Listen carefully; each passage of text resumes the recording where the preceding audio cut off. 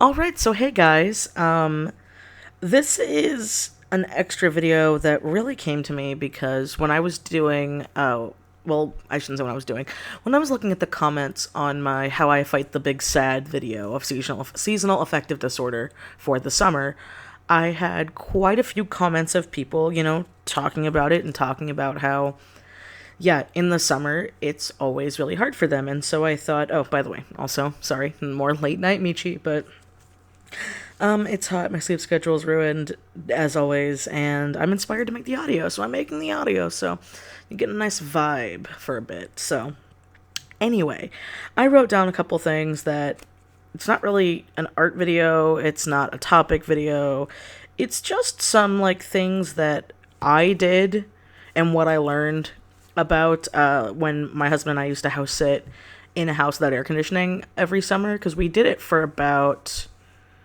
4.5 summers. We did one years ago before we were really living together, and then we did one. We did three again when we were living together. And so, what would happen was, I need to explain this. So we would house sit for my husband's grandparents because they were like reverse birds when it would get too hot here because their house didn't have air conditioning and they were fine with it. They would go to their house in Washington because they have family in Washington and stuff like that. And so we would watch the property because it really wasn't in a good area of town, and they would be gone for anywhere between 3 to 6 months. It always varied, but that was the vagueness of it. And so we ended up staying there a lot because, it gave us freedom and privacy. And when you're in a long-term relationship and you live together, that's kind of something you need. But one downside, which was a really big downside, which was for the first time in my life, for a long period of time, I lived without air conditioning. That is a very privileged thing to say, and I acknowledge that. I've stayed with friends who didn't have air conditioning, but that was never for long periods of time, and I learned a lot. I also learned a lot in that time because while we were there, we were paying rent, and we were paying all the utilities at the house. And so I also realized how expensive a swamp cooler can be and how expensive air conditioning can be. Now, I need to be honest, in my I shouldn't say one room, in my one bedroom apartment, we only have an air conditioning unit, but we don't have that much space. So realistically, even with our AC going full blast, our electric bill is double, but it's still not as expensive as it was when we were running the swamp cooler nonstop because the areas were just completely different. And one thing I can say is that there are certain things about my apartment where certain things are very well insulated. So if we have it cool enough, we can have it stay cool for the majority of the day if we have it really, really cool, and then we can save our power that way. Anyway, so that's just something else I want to say because not a lot of people understand, and I know, again, this might be big dumb, but when I was growing up, my parents never fully explained. I knew it cost more money, but as an adult, I did not realize how much. And I had a lot of friends that once they got out on their own, they had their own experiences. They didn't really realize it until, they got their first bills because a lot of them lived a certain way. And they're like, oh crap, I can't afford to have my air conditioning run stop. I can't afford to have a swamp cooler going nonstop. And surprise, surprise, there are also places and people in other countries where they don't have air conditioning. A friend of mine was talking the other day about how, it was 70-something Fahrenheit where they lived. And she was like, oh, well, I know Americans always make fun of me. And, I used to be that person. I'm not going to lie. When I would hear people be like, oh, my God, it's 70 out. Why are you complaining? But when I went to Texas for the first time, I know it's a lot of, long ramble here, but it's kind of important, the context, because I was one of those people that was just get air conditioning for, the longest time until I had these experiences. So that's why I want to have that. I want to have that out there for people who do have the luxury, because it is a luxury of having air conditioning and being able to have it nonstop.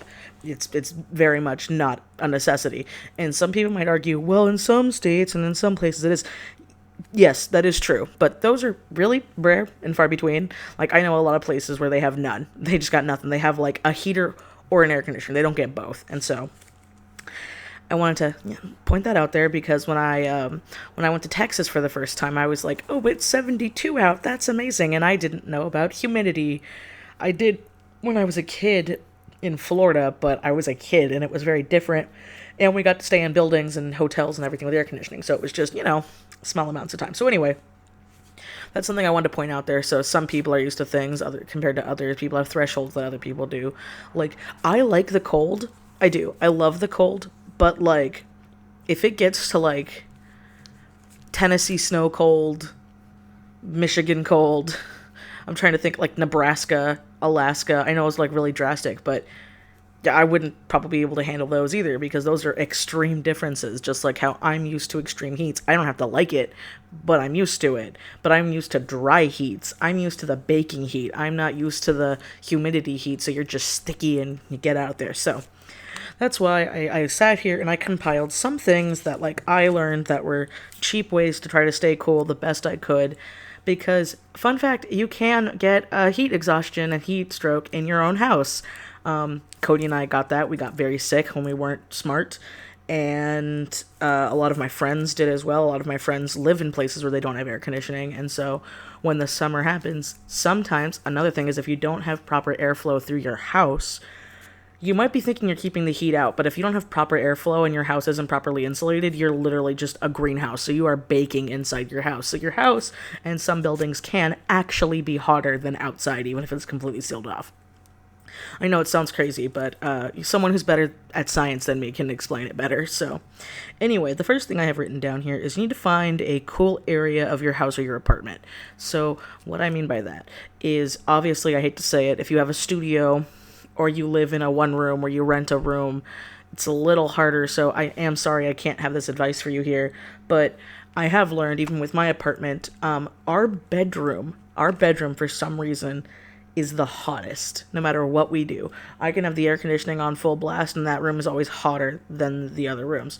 But in the same vein, in the winter, for some reason, even with the heater, on, that room is also the coldest room. It's really weird. But whenever it gets hot, our bedroom tends to stay very hot. So we have to, do things here and there. Same with people who have houses. I used to think it was BS, but again, it's one of those things you kind of live and learn. There are certain areas of your house, especially if you live in a house, where you will have colder rooms than others. And you need to see if you can, sleep in those rooms if you have to go to work, maybe do more work in those rooms, talk to people, see if you can do things here and there. But try to find the colder area of your living situation. They do exist everywhere. Nowhere's perfectly temperate. One will be hotter or colder, and finding that room will help a lot. I know, again, when we were house sitting, the bedroom, ironically enough, the main bedroom, even though the swamp cooler was in there, because of my husband's sleeping issues, we couldn't usually run it at night unless it was really, really bad. So I would end up sleeping in the living room, especially during the day. For some reason, I'm sure, again, science people can explain it properly. But when I was in the living room, I was able to sleep so much better and so much cooler in the living room than I did in the bedroom. The only reason I did a lot of stuff in the bedroom then was because that was the only place I could hook my computer up and stuff. And so that's something good to know. Look for a cooler room and see if you can do your work or your zen space in that area. You need to stay cool. That's the number one thing I'm going to say here is we need to stay cool, because trust me, having heat exhaustion in your house, because there is a difference from heat stroke. Heat exhaustion is before you're getting heat stroke. You get so sick, and I used to get extremely sick on top of the depression and everything else. So that's what I'm saying. Try to find the cooler areas of your house, apartment area, living situation. Even if, see if there are certain areas that are cooler in your studio, but obviously don't do stuff like sit in front of your fridge or things like that, because that can destroy your fridge or destroy your power bill worse than just getting a window unit could be. So that's what I have for the first tip. The next one is do your best to pre-make as many meals as you can so you do not have to worry about heating up your house or living situation. Again, use my apartment and the old house that we were in.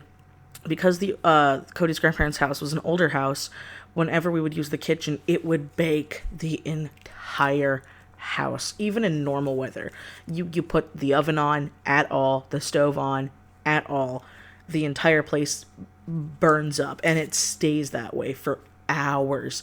And the last thing you want after, especially, if you're not self-employed and you do have to leave and come back, or you have to work outside, the last thing you want is to come back and have to worry about dying because you need to make food.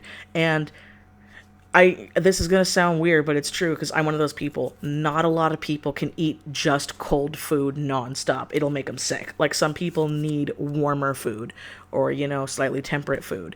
Not everybody can eat a bowl of cereal for a meal, or cold ramen or things like that. They need that heat. So try to find a day of the week. I would usually do this on the weekends because my husband usually wouldn't be like there, so he would be out, so it would just be me suffering. And so I would end up baking and making a lot of food in advance and putting it in Tupperware and putting it in my fridge. I would have to like pre-plan out meals, but that way it's ready to go. It's done. I'm dealing with the heat in the house for like one day. And so anywhere between 3 to 4 days, I already have the meals ready to go to throw in the microwave and throw in stuff like that. And, maybe throw in the skillet. So I'm not sitting in front of the heat baking while I'm already hot. So that's a really good tip. Obviously, that does involve some meal planning, but you'd be surprised about a lot of stuff you can make that doesn't involve meal planning because while I do love cooking, I also am very lazy. So you would be very surprised how easy it is to get things prepared and ready in Tupperwares and, to go things like that. So that way you're not just baking. Same goes for your pets because it's not good for your pets either. Because I know there's also some things where it's like, oh, well, I pre-planned all these meals. Trust me, you can do a lot. You can make a bunch of spaghetti. You can make a bunch of pastas. You can make, some chicken dishes, some meat dishes. Again, throw them in there. And then, hey, some of them are good cold, so it's things like that. But then you have the food, you're ready to go. And you're not, like, after a long day of work, you literally can just sit back, microwave it, and get on with your day. Granted, I will admit, microwaving doesn't always taste the same as when you first baked it, but which are you rather having here? You want to be able to eat and be properly nourished and have good food and be, not overexhausted, or do you want to have to do with all that? Plus, then you also save time on dishes because you're only doing it in one massive chunk then later on. So that's the second tip I have. The third tip I have is rice bags, sock, ice, and salt. You got to be careful with this. All right, so we're going to go with the rice first, then I'm going to go into the ice bags. So not everybody has Ziploc baggies or, reusable bags or ways to do that. So if you have some socks and some rice you're not going to be eating, keep in mind you can't get the rice wet or else it's going to defeat the whole thing. You don't need... My friend Anna made me and Cody a bunch of, like, rice bags for, like, when I have, like, cramps or muscle aches. And you can throw it in the microwave for, like, a minute or two, and it heats up in that. But those things are amazing if you throw them in the freezer. They do the exact same thing.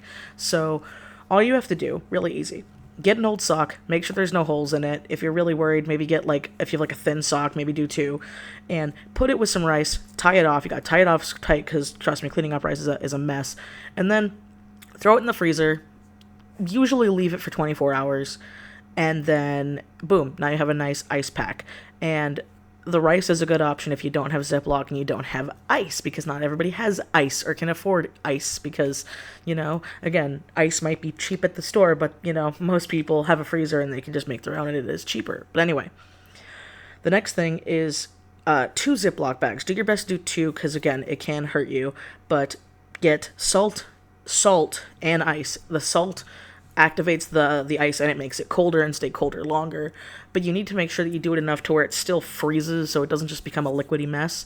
And the best part is those are in Ziploc, so now you can reuse those. So now you have cool ice packs that you can put on your neck, put on your legs, put on your stomach, put on your I already said my neck, but put on your forehead, put on over your eyes if you're really hot.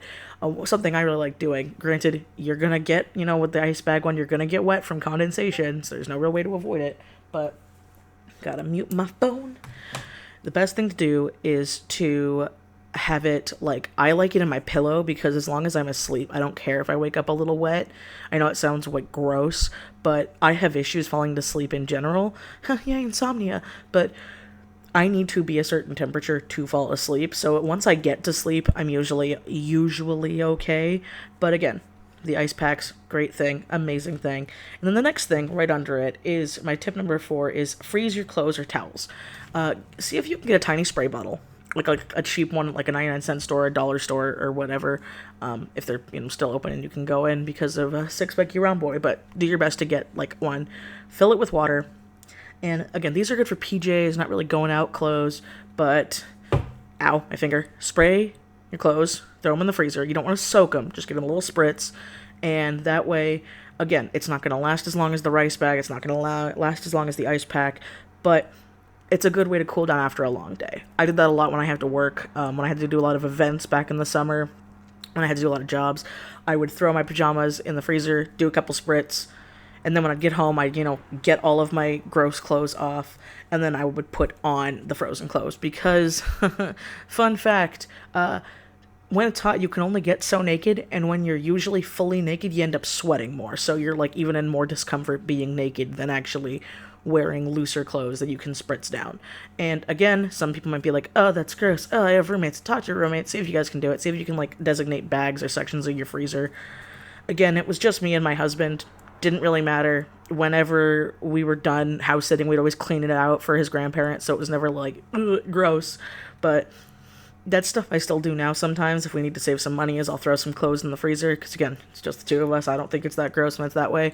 But obviously, if you live in big families, tell your family so you're not just, there's just clothes or underwear in your freezer, because some people might find that gross, especially if roommates. Really do it if you have roommates, Make it an even keel, make it fair, but those are some really important ways to stay cool. And then alright, so the next one I have is number 5, and it's see what you can do at night. So just like how I said before, I am self-employed, so I can change my work schedule around with my crazy sleep schedule whenever I get it. Not everybody has that luxury, though a lot of people right now do work from home, but that being said, that's also not everybody. A lot of people still go out, so for those of you who can, do a lot more stuff at night. So that means, do your laundry at night. Do your, checking your mail. I know that might seem dangerous, especially if you live in an area, so, bring a buddy or something. But do your best to see if you can do more things at night than you can during the day. If there's things that you do, a good thing is, like I said, laundry, dishes, taking care of your pets, doing, litter box, cage cleaning, because I have a cat and a chinchilla, so I have to do those things. I would rather do them at night when it's cooler and I can have windows open and I can have airflow through my house. And again, not everybody has fans, but see if you can get some cheap fans or ways to do that. So that way you can see what you can do at night so it is cooler, so you can end up sleeping during the day. And you're not going to sleep as well, but you won't be as exhausted when you're doing stuff at night. So, and then the last thing I have, number 6, because this is the most important, you need to drink a lot of water. You need to drink a lot more water than you think you are, because you're sweating it all out if you don't have an air conditioner or a way to cool down. They recommend you drink at least 8 cups a day. I'm sure there's people out there like me who you drink way more than 8 cups, but I would get so sick and we would sweat so much in our sleep that you're sweating half of your water out. So while I don't think you should double it, that is still pretty extreme. Obviously people are different. Doctors are going to say things. You also don't want to drink too much water in too short of time, because if you drink too much water in a shorter period of time, I believe I've been told it's really bad for your kidneys. It's bad for a organ, but I believe it's your kidneys. You need to make sure that you're drinking throughout the day consistently. You need to make sure that it is colder, even though drinking colder water doesn't, how do I word this right? Not theoretically, but it's been proven. I remember learning about this in my psychology class back when I was in college. Drinking room temp water, not hot water, again, so if it's a hot day, not hot water, but room temp water does help curb thirst better than cold water does. But as someone who's done a lot of jobs working in the heat, I used to do a lot of car events where I was telling people where to park. I would spend anywhere between 10 to 12 hours a day outside in the summer and the weekends. You need the cold water. You need the cold water to cool your body temp down, to spray you down, to drink, because it's going to help cool your entire body down, even if it's for a few minutes. And you need to make sure that you're getting it in there. So another thing is, as long as you're not using glass containers or glass cups, freeze as much water as you can. I know it's going to take up a lot of room in your freezer, but like I said, we learned how to do this. So all of our food was portioned out. All of our things are portioned out. So we had room for our clothes and things like that. But again, we're also 2 people and we had a set of clothes. So it wasn't like we had different ones we can interchange. Same with the rice bags and sock bags and ice bags and things like that. So don't think we had a big freezer, because especially now we definitely don't have a big freezer, and we have enough for food and our things. But do your best to freeze things, freeze water bottles. See if you have tinfoil. This is something I learned back in in high school, is if you get plastic water bottles and you freeze them. If you can have tinfoil and you can reuse the tinfoil so you're not wasting it, don't freeze the tinfoil, but freeze half of the water bottle, all right? And make sure you can also get the cap off, obviously. Then wrap it in tinfoil, and then put water inside, and that'll keep the cold water colder for longer, so the ice melts slower, so you can keep refilling it and get nice, cool water, you know? And that way you stay hydrated, you're less achy, you're less likely to get sick, and they're the best ways that I thought of on how I was able to stay cool during really hard times. And so I hope these tips helped you guys out, because like they did me, because again, it was a lot of trial and error. And yeah, so again, if this is also the first time you find my video, hi, this is definitely not my normal content. I normally make art videos, art topics, random topics videos, story times, other things, definitely on Wednesday, trying to sprinkle a few more in there.